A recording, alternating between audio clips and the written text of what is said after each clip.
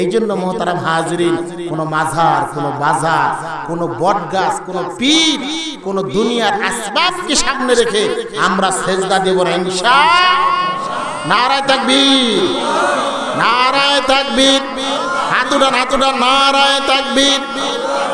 কোরআন সুন্নাহ যেখানে, আলেম ওলামা যেখানে, আজকের মাহফিল, আজকের মাহফিল, হাত নামান বাবাজি। তাহলে আমরা এতটুকু শিখতে পারলাম যে আমরা আমাদের মহান রবকে এক আল্লাহ বলে বিশ্বাস করি, জবান দ্বারা স্বীকার করি, অন্তর দ্বারা বিশ্বাস করি, কাজে কর্মে সেটাকে বাস্তবতা রূপদান করতে হবে। আমি আল্লাহকে বিশ্বাস করি, মহব্বত করি, ভালোবাসি, মাগার মসজিদে গিয়ে নামাজ পড়তে রাজি না। আমি আমার রসুলকে ভালোবাসি, অনেক ভালোবাসি, জবান দ্বারা বলতে বলতে ফেনা তুলে ফেললাম, কিন্তু রসুলুল্লাহর সুন্নাত মোবারক রাখতে পারি না। আমি রসুলুল্লাহর দিলের ভিতরে আঘাত করি। আপনি আপনার বিবিকে অনেক ভালোবাসেন, আপনি আপনার সন্তানকেও ভালোবাসেন, কিন্তু মাগার সন্তানের যে একটা খরচের দরকার, খাবারের দরকার, আপনি সন্তানকে খাবার দিতে রাজি না, আপনি আপনার বিবিকে খাবার দিতে রাজি না। তাহলে এটা কি কোনো ভালোবাসা হলো? বলেন, কথা কয় না, ভালোবাসা হলো? বুঝার চেষ্টা করুন। ঠিক তেমনি ভাবে যদি আমরা শুধু জবান দ্বারাই বলি যে আমি আমার রসুলকে ভালোবাসি, কিন্তু রসুল্লাহর সুন্নতি পোশাক আপনি ভালোবাসেন না, আমি আমার রসুলকে ভালোবাসি কিন্তু পয়গম্বরে আরবির সুন্নতি দাড়ি মোবারক আপনি রাখতে রাজি না, আপনি পয়গম্বরকে অনেক ভালোবাসেন কিন্তু আপনি আল্লাহর রসুলের অন্যান্য আদর্শগুলোকে আপনি ফলো করতে রাজি না, তাহলে পয়গম্বরের খাঁটি আশিক হওয়া যাবে? বলেন, কখনই হওয়া যাবে না। বুঝার চেষ্টা করেন, বুঝার চেষ্টা করেন।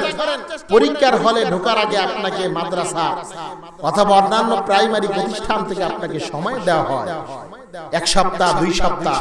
এই আব্দুল্লাহ, 2 সপ্তাহ পর 25 তারিখ থেকে পরীক্ষা, এই 2 সপ্তাহ তুমি পড়ো, বাসায় গিয়ে বারবার রিভিশন দাও।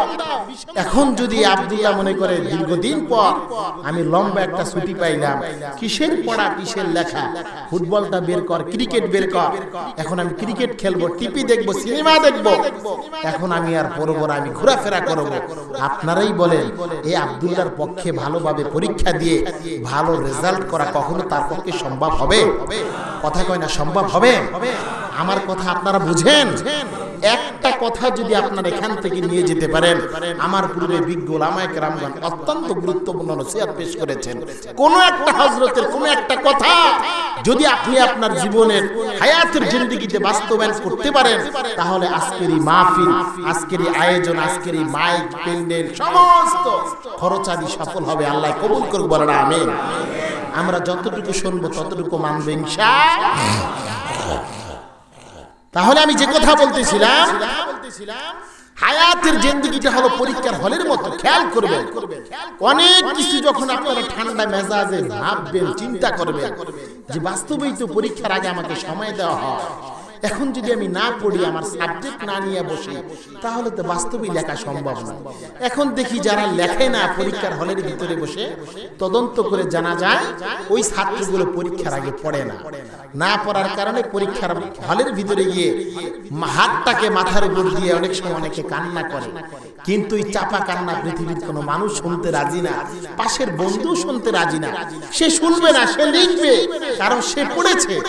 এখন দেখা যায় যখন ফলাফল বের হয়ে যায়, কিছু বন্ধু বান্ধবের মুখটা কালো হয়ে যায়, সে অত্যন্ত ভারাক্রান্ত হৃদয় নিয়ে সে কান্না করে, চোখ দুটোকে লাল বানায় ফেলায়, তাকে অত্যন্ত চিন্তিত দেখা যায়। অনেক আমার স্টুডেন্ট সাথী ভাইরা তার ওস্তাদের নিকট মিষ্টি নিয়ে যায়, হাদিয়া নিয়ে যায়, তোহফা নিয়ে যায়, তারা নিজেদেরকে আনন্দ ফুর্তির একটা বহির প্রকাশ ঘটায়, কিন্তু তার চেহারার দিকে তাকানো যায় না। তদন্ত করে জানা গেল এই আল্লাহর বান্দা পড়াশোনা করে নাই, তাকে সময় দেওয়া হয়েছিল যে তুমি পড়ো, পড়ার পরে তুমি হলের ভিতরে আসো, তাহলে তুমি অ্যানসার করতে পারবা, ভালোভাবে লিখতে পারবা, তুমি নাম্বার পাইবা, তুমিও পুরস্কার পাইবা। ঠিক তেমনি ভাবে যুবক, হায়াতের জিন্দেগিটা মহান রব তোমাকে আমাকে পরীক্ষা দেওয়ার জন্য দিয়েছেন।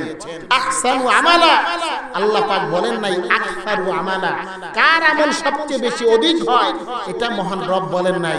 মহান রব দেখতে চান কার আমলটা বেদাত মুক্ত, আল্লাহ পাক দেখতে চান কার আমলটা রিয়া মুক্ত, আল্লাহ পাক দেখতে চান কার আমলটা মন গড়া মুক্ত। আমার মন চাইলো যেভাবে আমি সেভাবে আমল করলাম। আচ্ছা আপনাদেরকে জিজ্ঞেস করি, ফজরের নামাজ কয় রাকাত বলেন? ফরজ ফরজ কয় রাকাত বলেন? জোরে বলেন, ফরজ কয় রাকাত? 2 রাকাত পড়লে সওয়াব হয় না গুনাহ হয়? এখন আপনি চিন্তা করলেন ফজরের নামাজই তো, এটা তো আল্লাহরই হুকুম, 2 রাকাত দরকার কি? নামাজই তো পড়লে তো সওয়াব হয়, আমি 20 রাকাত পড়ব, হবে? কথা কয় না হবে? এই জন্য প্রত্যেকটা আমলের এক একটা সিস্টেম আছে, এক একটা নির্দেশনা আছে, এক একটা পরিসমাপ্তি আছে, এক একটা ঘন্টি আছে। কখনোই মন গড়া কোনো ইবাদত মহান রবের দরবারে কবুল হয়। এই জন্যই স্থানীয় উলামায়ে কেরামগণ বারবার বলা হয়, বাবাজি উলামায়ে কেরামগণের সুপরামর্শ নিয়ে হায়াতের জিন্দেগিটাকে সাজাইবার চেষ্টা করেন, উলামায়ে কেরামগণের সুপরামর্শ নেন। অনেক বাবাজিরা আছেন যারা মাদ্রাসার বারান্দায় যান নাই, কোরআন সুন্নাহ পড়তে পারেন না, কোরআন সুন্নাহ পড়ার সুযোগ পান নাই, কিন্তু এখন আপনার জন্য কি করণীয়, কি করবেন? আপনাকে তো মুক্তি পেতে হবে, আপনার জন্য তো মুক্তির দরকার আছে। এই জন্য আপনার জন্য দরকার ওই যে দীর্ঘদিন পর্যন্ত আপনার মসজিদের ইমাম সাহেব দীর্ঘদিন পর্যন্ত মাদ্রাসায় কিতাব আদি কোরআন সুন্নাহ রিসার্চ করেছে, গবেষণা করেছে। এই 12-13 বছরের গবেষণা, আপনি যে কোনো একটা বিষয় নিয়ে যখন তার নিকট আপনি নক করবেন, সওয়াল করবেন, প্রশ্ন করবেন, আপনাকে বিষয়টা কোরআন এবং সুন্নাহর সার নির্যাসটা আপনাকে বুঝায় দেবে। এটার দ্বারা কি হবে? আপনিও সুন্দর একটা ডিসিশন পাইলেন, আপনি সুন্দর একটা পরামর্শ পাইলেন, আর এই পরামর্শের দ্বারা দুনিয়া এবং আখিরাত সৌন্দর্যমণ্ডিত হবে। বিশেষ করে আমরা আমাদের সমাজের মধ্যে দেখা যায় অনেক মা বাবা, বিশেষ করে বাবারা, তারা নিজেদের সন্তানগুলোকে বিবাহ দিতে গিয়ে বেপরোয়া হয়ে যায়। এদিকে আমার মনে হয় নাই, কারণ আপনাদের হাব ভাব দেখলে বোঝা যায়, আমার মনে হয় নাই। তারপরও যদি কোথাও থাকে বিষয়গুলো খুব সতর্ক থাকবেন। আমি সংক্ষিপ্ত আকারে বলে দিই। 1 নাম্বার, বিবাহের অনুষ্ঠানের ভিতরে গায়ে হলুদের অনুষ্ঠান এদিকে আছে, আমি সেটা বলি না। আচ্ছা, গায়ে হলুদের অনুষ্ঠান বাংলাদেশে আছে না নাই? জোরে কয় না, আছে না নাই? যেই মেয়েটা 20 থেকে 22 বছর পর্যন্ত বুঝবান হওয়ার পর্যন্ত, যেই মেয়েটা নিজের গোসল নিজে করলো, যেই মেয়েটা নিজের সাবান নিজে গায়ে মাখলো, যেই মেয়েটা নিজের পানি নিজে মাথায় ঢেলে, আজকে মেয়েটা বিবাহের প্রাপ্ত বয়স্কা পর্যন্ত মেয়েটা বুঝতে পারলো, অন্যের ঘরে যাওয়ার পর্যন্ত উপক্রম হইল, নিজের কাজটা নিজে করে, নিজের পোশাক নিজে পরে, নিজের সাবান নিজে মেখে, নিজের পানি নিজে ঢেলে, অত্যন্ত আফসোসের সাথে বলতে হয়, আমরা আমাদের সমাজের দিকে লক্ষ্য করলে দেখি এই প্রাপ্ত বয়স্কা মেয়েটা তাকে গোসল করানোর জন্য বিবাহের আগ মুহূর্তে অন্য বেগানা পুরুষ পাশে থাকে, তাকে ভিডিও করে, সেটাকে চ্যানেলে ছাড়া হয়, এবং বিভিন্ন ধরনের চাচাতো ভাই, ফুফাতো ভাই, অন্যান্য বিভিন্ন ফ্রেন্ড তার আশেপাশে এসে আড্ডা দেয় এবং তার সেই গোসলের দৃশ্য দেখতে থাকে। সকলে বলেন না নাউজুবিল্লাহ। এই গায়ে হলুদের অনুষ্ঠানের সাথে ইসলামের কোনো সম্পর্ক, জোরে কোনো সম্পর্ক? তবে এটা কিন্তু কোন এক ধর্মের সম্পর্কের বাহিরে না, কথাটা বুঝেন। এটাও কোন এক ধর্মের আদর্শ, এটাও কোন এক ধর্মের আদর্শ, তবে সেটা আমাদের ধর্ম নয়, সেটা হচ্ছে হিন্দু ধর্মেদের আদর্শ। যারা হিন্দু ধর্ম পালন করেন, যারা হিন্দু ধর্মাবলম্বী, তাদের নীতি আদর্শ আফসোসের সাথে বলতে হয়, হিন্দুরা আমাদের ধর্মের অনুকরণ না করলেও আমরা কিছু নামধারী মুসলমান যারা আছি, আমরা সেগুলোকে পালন করি। বাবাজি, আমরা হচ্ছে উলামায়ে কেরামগণ, পিয়ন। এখন তো পিয়ন নাই, এখন আমরা মেসেজ আসে মোবাইলে, আমরা পট করে দেখি, শেষ করে দিই। আগে পিয়ন ছিল, আমাদের উস্তাদেরা বলতো, আমরাও দেখেছি, এখন আছে কম। আপনার কোন এক বন্ধু আপনার নিকট পিয়নের মাধ্যমে চিঠি লিখছে, কি লিখছে? যে আগামী 2 দিন পরে তোমাকে আমি থাপড়াবো। আচ্ছা পিয়ন একটা চিঠি আপনার নিকট পাঠাইলো, আপনার বন্ধু আপনার পিয়নের মাধ্যমে আপনার নিকট চিঠিটা পাঠাইলো, পাঠানোর পর আপনি চিঠিটা খুলে দেখেন সেখানে লেখা তোমাকে আমি অমুক অপরাধের জন্য 2 দিন পরে থাপড়ামু। আপনারাই বলেন এই থাপড়ামু লেখা দেখা পিয়ন আপনার সামনে দাঁড়ায় আছে, আপনি কি পিয়নের গায়ে জোর করে একটা থাপ্পড় মারতে পারবেন? কথা কয় না, থাপ্পড় মারতে পারবেন? কারণ কি লেখাটা কি আপনার বন্ধু লেখছে না পিয়ন লেখছে? বন্ধু লেখছে। যদি সম্ভব হয় 1500 2000 টাকা খরচ করে গাড়ি দিয়া সওয়ার করে আপনার বন্ধুর গায়ে আপনি থাপ্পড় মারেন বা আপনি তার সাথে বুঝ পরামর্শ করেন, পিয়নের গায়ে কোনো আঘাত দেওয়া যাবে? ভালোভাবে বুঝার চেষ্টা করেন। হযরত উলামায়ে কেরামগণ হলেন পিয়ন। পিয়ন মহান রব যেটা বলেছেন সেটা আপনাদের নিকট বলা হয়, সেটা মানা না মানা, বুঝা না বুঝা সেটা আপনার ব্যক্তিগত ব্যাপার। সাবধান, কখনোই সমাজের যারা আইমে মাসাজিদ তারা আল্লাহর মেহমান, তাদের সাথে কখনোই বাঁকা নজরে তাকানো যাবে না, হাসি মস্করা করা যাবে না। সম্ভব হলে তাদেরকে সম্মান করবেন, সম্মান না করতে পারলেও কখনো তাদের দিকে বাঁকা নজরে তাকাইবার চেষ্টা করবেন না, তাদের সাথে অ্যাবাউট করে চলার চেষ্টা করবেন না। এই জন্য মুহতারাম হাজিরিন, যখন মসজিদের মিম্বার থেকে কোরআনের কথা বলা হবে, সুন্নাহর কথা বলা হবে, অনেক বিষয় আছে যেটা আপনার এই সংকীর্ণ দিমাগে ঢুকবে না, আপনার সংকীর্ণ মস্তিষ্কে বিষয়টা বুঝে আসবে না।